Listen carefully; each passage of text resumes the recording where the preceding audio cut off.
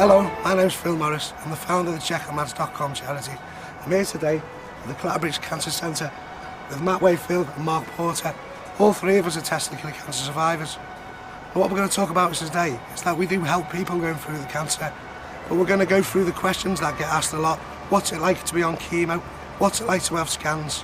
What's it like to have blood tests? I said, man, can you help me out and bring me back to love, bring me back to life? Oh, why should I care?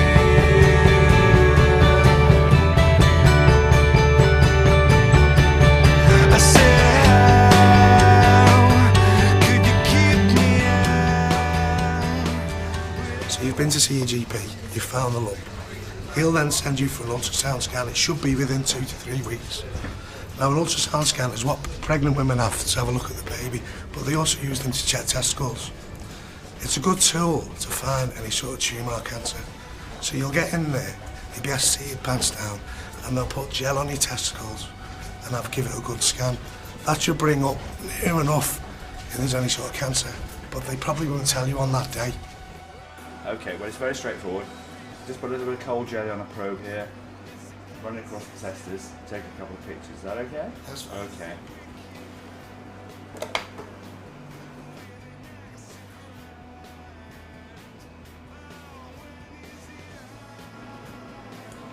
Okay, that's fine. We're finished. I'm going to use this paper to wipe the jelly off. Right.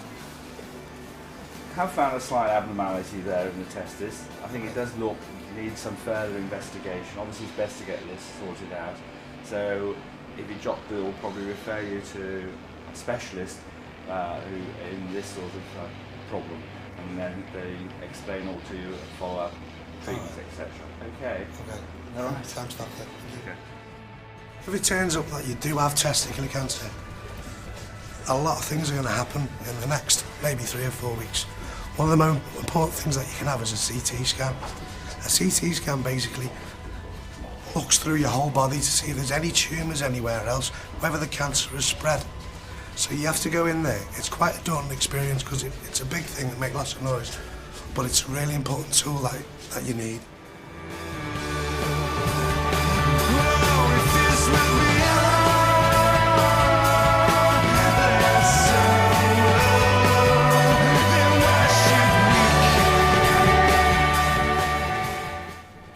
Right, I'm now going to have blood tests. Get used to these. Over your cancer treatment, you will have lots of them. Even for a long time after, up to sometimes 4 years, they'll be checking your blood to see if there's anything in there. Okay? There you go, press down. Thank you. Someone better than others, that was really good. Depending on what stage of cancer you've got, you might need to come into hospital for chemotherapy. If you've got the cancer early, you might just need 1 day of chemo. If you're quite advanced in your stage, you might need a longer cycle of BEP chemo. Now, I won't go into detail about what the chemotherapy is, but it's basically there to try and get rid of the cancer. Chemo isn't nice. It affects people in different ways. Some men fly through it and go out the other side with a big bright smile on their face. Some men don't go on it very well. I didn't cope with it very well. I lost all my hair, your gums start to bleed, you feel sick a lot of the time. It's different for different people. So when you do come into the hospital, make sure you bring things to keep you occupied, like books or your laptop. Or you might find somebody who's in here who's got the same type of cancer and chemo as you, so you might be able to chat to them while you're here. Your family might get a bit upset when they see you on these machines, but just cope. They're going to have to cope with it, and you just get through it. Some people get told they're going to go on chemotherapy and actually don't know what it is. Basically, it's a liquid that goes into your hand. It knocks your blood cell down really low, so the tumours die because they're not getting the right supply of blood. Is it alright if I get your cannula in now, ready for your chemotherapy? Yeah, sure. Right, let's just have a look at your veins, see if we can find a nice one. That's one, okay, I'm just going to pull that a little bit tighter. Does that feel okay? Yeah, that's fine, thank you. See if we can find a nice vein. Okay. Just going to clean the skin. Might be a little bit cold.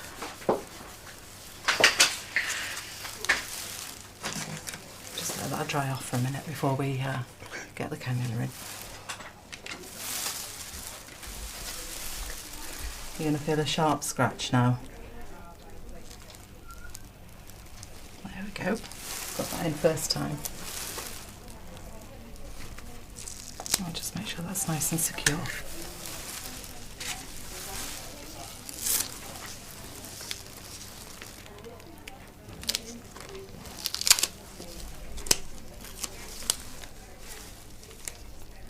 Once this needle's in, it should stay until the end of your treatment. Okay. But you need to let us know if it starts to feel uncomfortable in any way at all whilst you're here. There we go.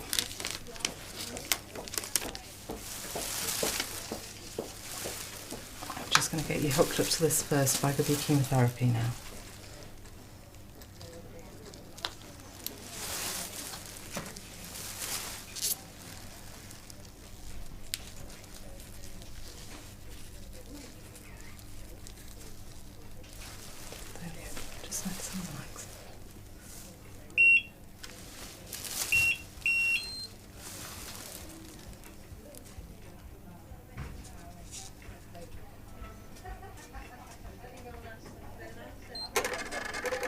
This is the first bag of chemotherapy I'm starting for you now. So this one's going to run over 2 hours.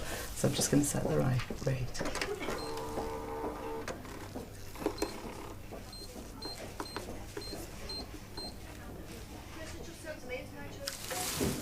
There we go.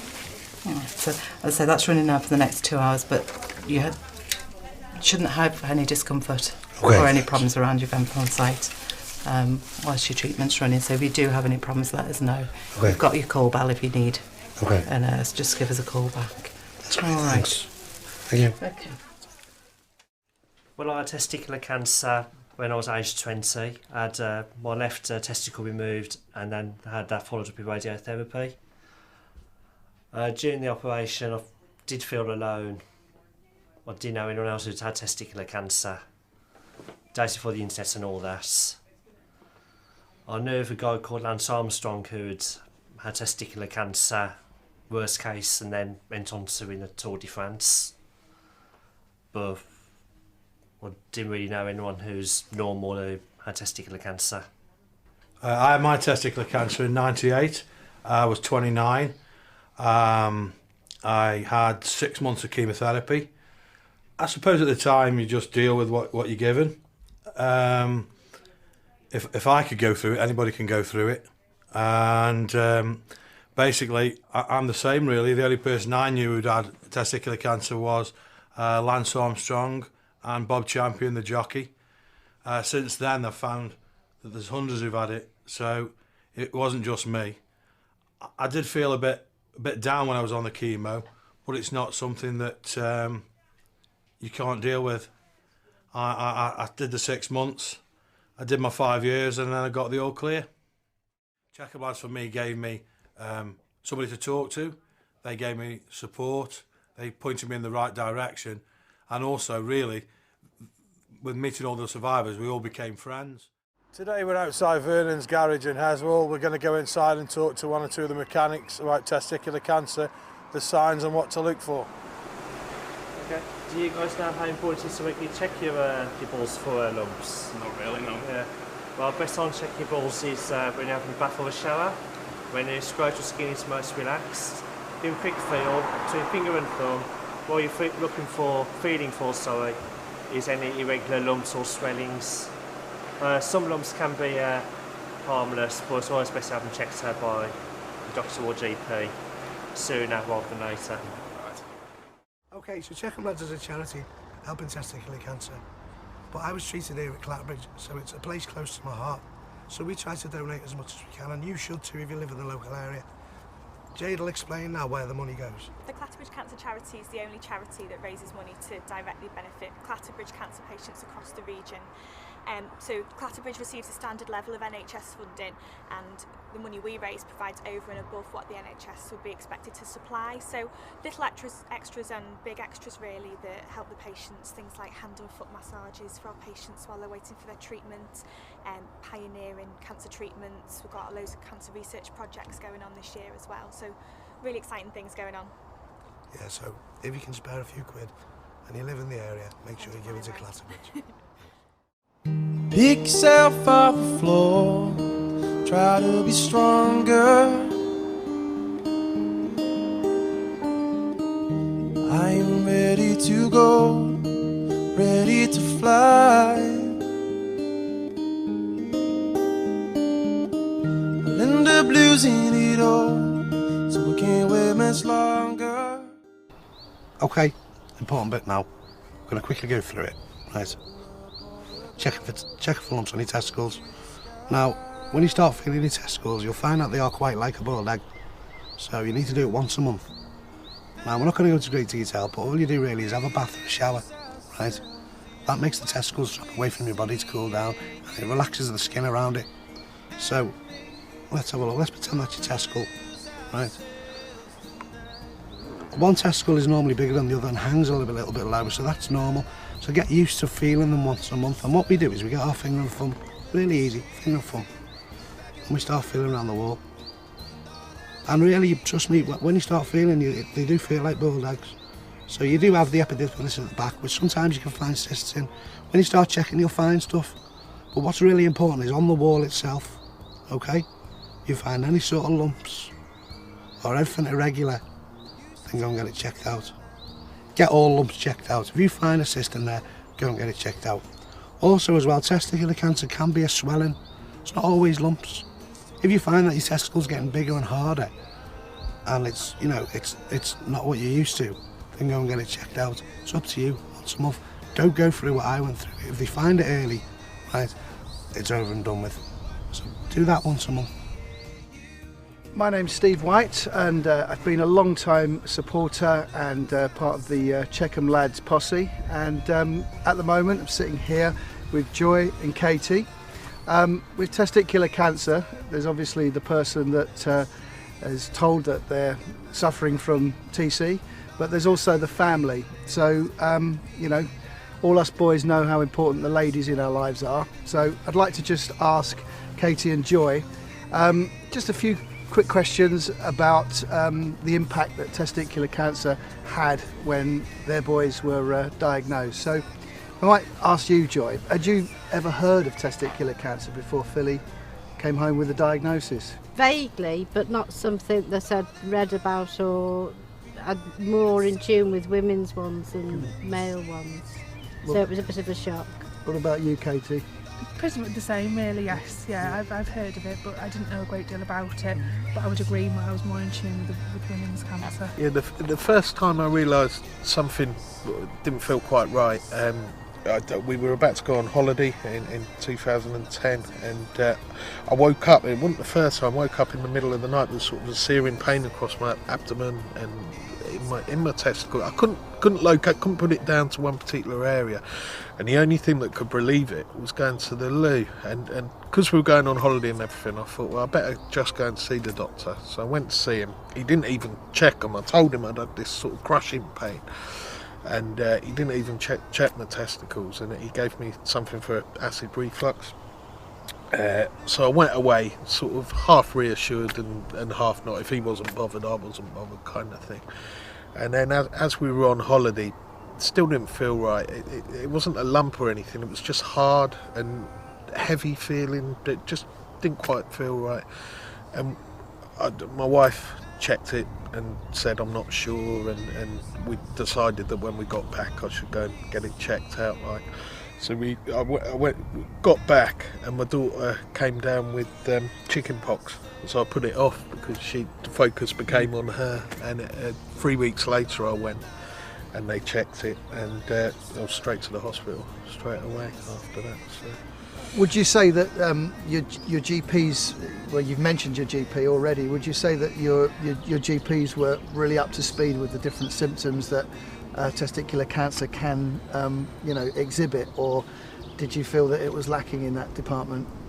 I think with my GP, he'd obviously had cases previous, because as soon as he was expecting a lump, as soon as he felt that lump, it was sort of trousers back up, and he said it to me bluntly. He said, "You've got testicular cancer." And I think with it being so rare, it's sort of the luck of the draw. You might have one GP that's seen hundreds of cases, very unlikely, or you might have one that's never seen a case in his lifetime, so it's sort of luck in the draw in that sense. I was actually driving in a car, and I felt real bad cramp, and I couldn't get comfy, you know when you can't get comfy, and I thought I'd been working late in a nightclub the night before, and I just thought it was that.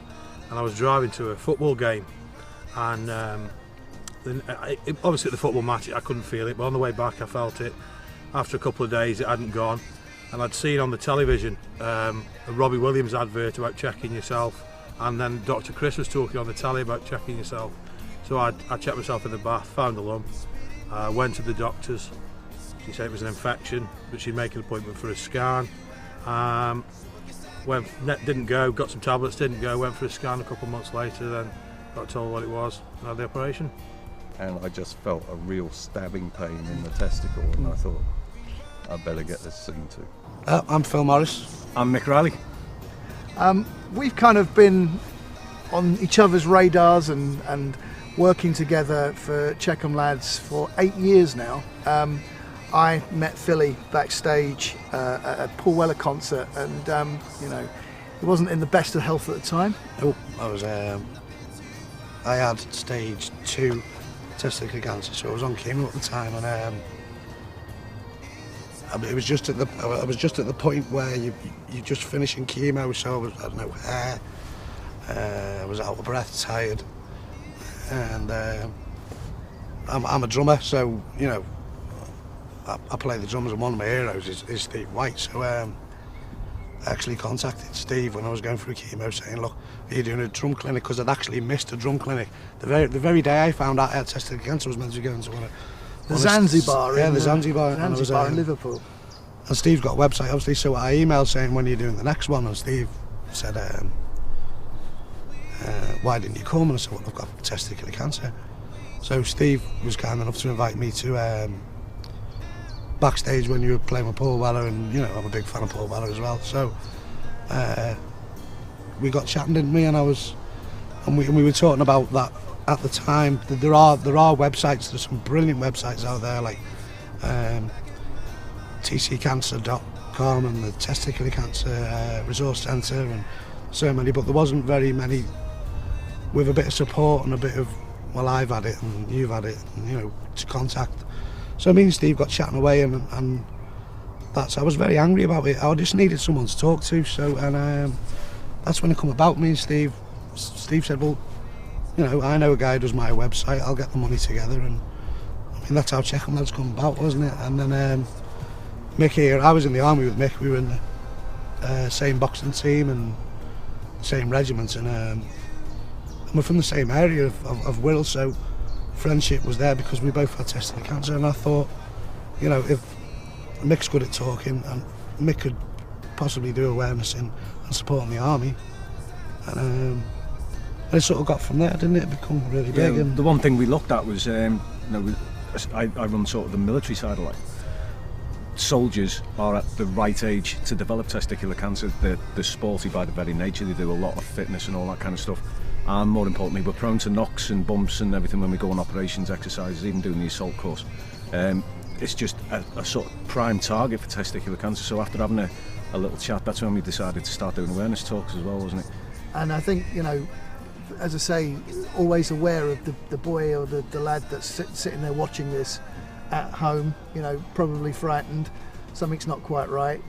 It's a fantastic resource for young men to have there available, and I think you've done an absolutely amazing job over the last 8 years from that backstage encounter. Because the thing I noted at the time was was you were just angry.